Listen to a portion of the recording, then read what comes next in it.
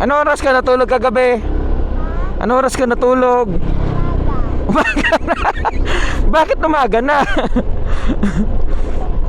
Oo nga naman. Kasi New Year nga naman. Ano, talagang nagpuyat ka talaga. Ano oras ka naman nagising kanina? Maga pa din. Ilang oras ang tulog mo? Ilang oras ang tulog mo? Ha, bebe?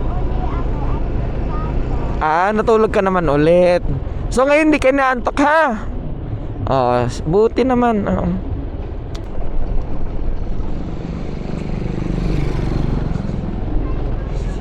Komportable ka pa sa motor ni Tito? Komportable ba yung upo mo sa motor ni Tito? Oh, very good.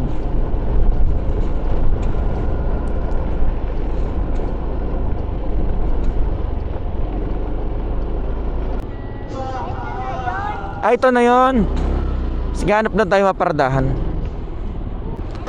Ay, pwede na to.